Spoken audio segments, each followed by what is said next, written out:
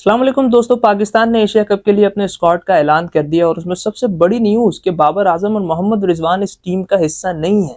2020 के बाद से जितने भी मेगा इवेंट्स हुए हैं, चाहे एशिया कप हो चाहे वर्ल्ड कप हो, बाबर आजम और रिजवान हमेशा से टीम का हिस्सा रहे हैं।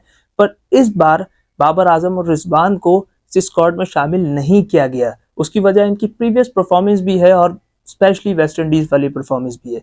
लेकिन बाबर आजम और मोहम्मद रिजवान की बात करते हैं पाकिस्तानी स्क्वाड की। पाकिस्तान ने स्क्वाड में कुछ चेंजेस भी किए हैं, कुछ एक आध नए चेहरे भी लेके आए हैं और बाकी पुरानी टीम भी है। सो बात करते हैं पाकिस्तान के स्क्वाड पे कि पाकिस्तान ने अपना स्क्वाड जो चुना है, क्या वो एशिया कप जीतने के काबिल है या नहीं है, या एशिया कप में सेकंड पोजीशन ही ले लेगा या इंडिया वाले मैच में हरा सकता है इंडिया को। तो इस पे बात करेंगे। जरा मैं पाकिस्तान के स्क्वाड देख लेता हूँ और सबसे पहले पाकिस्तान के स्क्वाड मेरे सामने आ गया। पाकिस्तान के सबसे पहले बॉलर्स की बात करते हैं, फास्ट बॉलर्स की बात करते हैं। शाहीन आफरीदी, हसन अली, हारिस रऊफ, मोहम्मद वसीम, सलमान मिर्जा, ये 5 फास्ट बॉलर पाकिस्तान ने लिए हैं। सलमान मिर्जा जो कि वेस्ट इंडीज वाली सीरीज में नहीं थे T20 में, लेकिन उससे पहले जो सीरीज थी बांग्लादेश में उसमें अच्छी परफॉर्मेंस थी, लेकिन दोबारा आए हैं, दोबारा चांस दिया है। अब ट्राई नेशन सीरीज में भी हैं, एशिया कप में भी हैं और आई होप सो कि सेकंड बॉलर के तौर पे एशिया कप में भी हमें नजर आएंगे। तो शाहीन की परफॉर्मेंस देखी जाए तो वो भी कुछ इतनी खास है नहीं। वो स्टार्टिंग में अगर अच्छा एक आध ओवर कर जाते हैं तो आखिर में फिर उनका डेथ ओवर्स करना थोड़ा मुश्किल हो जाता है। वो करते हैं तो फिर 20 15 20 रन दे देते हैं। लेकिन इस 5 फास्ट बॉलर में से खेलेंगे 3 ही, तो मुझे सलमान मिर्जा के खेलने के चांसेस ज्यादा नजर आ रहे हैं। बट हसन अली की ये परफॉर्मेंस और उन्हें कैरी करना, नसीम शाह को ना लेना, सबसे बड़ी चीज मुझे ये लगी है कि नसीम शाह इस स्क्वाड से जो है वो बाहर है। और मेरा ख्याल है परफॉर्मेंस ठीक है उनकी, इतनी ज़्यादा गुड नहीं है but up to the mark भी नहीं है। लेकिन अगर देखा जाए हसन अली वर्सेस नसीम शाह, तो मैं नसीम शाह को रखता अपने स्क्वाड में। और बहुत एक मज़े की बात आपको बताऊं कि मोहम्मद वसीम जूनियर, ये वो बंदा है जिसने 2023 में पाकिस्तान के लिए वर्ल्ड कप खेला, वनडे वर्ल्ड कप भी खेला है। लेकिन ये बंदा गायब था और ये अचानक आता है और ये स्क्वाड में भी जगह ले लेता है। ना इसकी कोई प्रीवियस परफॉर्मेंस, ना कोई डोमेस्टिक की परफॉर्मेंस कुछ नज़र नहीं आ रही। और इसी के साथ अगर मैं कंपैरिजन करूं अब्बास आफरीदी का, तो अब्बास आफरीदी अच्छा खेलता हुआ आ रहा था T20 में, डेथ ओवर्स में भी अच्छी बॉलिंग कर लेता था, स्लोवर 1 अच्छे थे उसके, 4 ओवर के हिसाब से एक अच्छा बॉलर था। और अब्बास आफरीदी कुछ बैटिंग भी कर देता था पाकिस्तान के लिए। और दौरा बांग्लादेश में अब्बास आफरीदी की परफॉर्मेंस भी आप हम सब ने देखी है। तो मेरे ख्याल से यहाँ पर थोड़ी सी मिस्टेक हुई है कि अब्बास आफरीदी का पहले नंबर था और वसीम की जगह अब्बास आफरीदी को लाजमी लेना चाहिए था, क्योंकि अब्बास आफरीदी मुस्तकिल इस स्क्वाड का हिस्सा थे।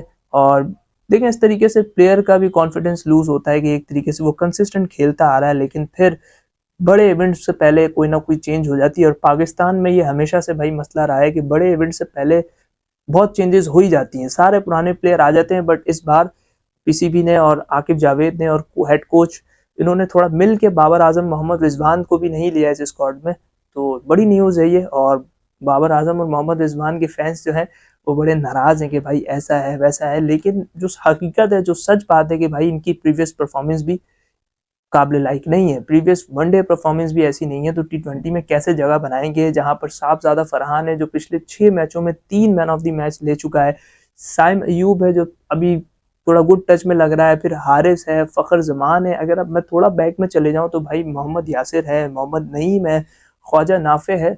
तो या तो फिर इन्हें अपना गेम बेहतर करके आना पड़ेगा T20 में, या तो फिर इन्हें T20 की बजाय वनडे और टेस्ट को तरजीह देनी पड़ेगी। क्योंकि मेरा ख्याल है कि जिस नंबरों पे ये खेलते हैं उस नंबरों पे पाकिस्तान के पास प्लेयर्स हैं, ग्रूम करने की ज़रूरत है। मैं ये नहीं कह रहा कि बाबर आजम और मोहम्मद रिजवान अच्छे प्लेयर नहीं है, पाकिस्तान में टॉप परफॉर्मर हैं ये। लेकिन प्रूफ करने के लिए देखें, क्रिकेट में आपको प्रूफ करना पड़ता है। सो आप प्रूफ करके आए, डोमेस्टिक खेलें, बिग बैश में भी इनका कॉन्ट्रैक्ट चल रहा है। सो यह है कि होपफुल कि ये अगर अच्छा करते हैं तो दोबारा से टीम में। बॉलर्स के बाद मैं चलता हूँ विकेट कीपर पे। तो विकेट कीपर इस टीम में सिर्फ एक है और वो है मोहम्मद हारिस। तो यानी कि मोहम्मद हारिस इस प्लेइंग 11 का हिस्सा लाजमी होंगे। अगर मोहम्मद हारिस नहीं होंगे तो फिर विकेट कीपिंग साहबजादा फरहान करते हुए हमें नजर आएंगे, क्योंकि स्क्वाड में सिर्फ यही है। लेकिन इसके अलावा बैटर्स की बात करते हैं। बैटर्स में इन्होंने 3 ओपनर रहे हैं, जिसमें साहबजादा फरहान है, साइम अयूब है, फखर जमान है और हसन नवाज है। ये 4 प्रॉपर बैटर हैं, जिसमें से 3 ओपनर हैं, एक मिडल, चौथा भी ओपनर ही था लेकिन अब वो मिडल ऑर्डर में आ गया हसन नवाज। हारिस भी तकरीबन ओपनर ही है। तो ये नंबर शफल करेंगे, लेकिन ये काफ़ी टाइम से पाकिस्तानी की टीम में इस नंबरों पे खेल रहे हैं, सो मसला नहीं होना चाहिए। इसके अलावा ऑलराउंडर्स की भाई भरमार है। ऑलराउंडर्स में हमारे कप्तान सलमान अली आगा हैं, फ़हीम अशरफ हैं, मोहम्मद नवाज़ हैं, हुसैन तलत हैं और खुशदिल शाह हैं। अब हुसैन तलत और खुशदिल शाह में से कौन खेलेगा ये तो पता चलेगा ट्राई नेशन सीरीज़ में अफगानिस्तान के मैच में, क्योंकि हुसैन तलत मेरे ख्याल से न्यू एडिशन है और खुशदिल पहले से खेलता हुआ आ रहा है। तो ये सारी चीज़ें, बट टीम ओवरऑल गुड है। शुक्र है कि उन्होंने साहबजादा फरहान को ड्रॉप नहीं किया। इसके बाद मैं बात करता हूँ स्पिनर्स की, और अगर स्पेशलिस्ट स्पिनर्स की बात की जाए तो दो ही स्पिनर पाकिस्तान ने रखे हैं जो खेलते हुए आ रहे हैं। एक है अबरार अहमद और दूसरा सुफियान मुकीम। ऑलराउंडर में मोहम्मद नवाज भी इन्होंने रखा है, तो शादाब नहीं है इस वजह से मोहम्मद नवाज है, बट इसकी जगह आप कोई और स्पिनर, जेन्युइन स्पिनर ले सकते थे, क्योंकि स्पिनर खेलना ज़रूरी है।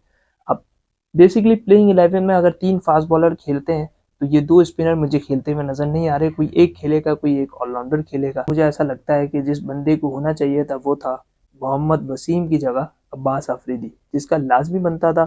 बाकी जो बैट्समैन की सीरीज़ है वो उस तरीके से चलती रहेगी। हाँ, एक सवाल ये होगा कि फ़खर जमान खेलता है या मोहम्मद हारिस खेलता है, क्योंकि स्लॉट नहीं है भाई। तो इस चीज़ को देखेंगे, इंशाल्लाह मैचेस आएंगे उस पर भी बात करेंगे। एशिया कप के स्क्वाड के हवाले से इतना ही। तो अपना बहुत सारा ख्याल रखिएगा। मुझे दीजिए इजाज़त। अल्लाह हाफिज़।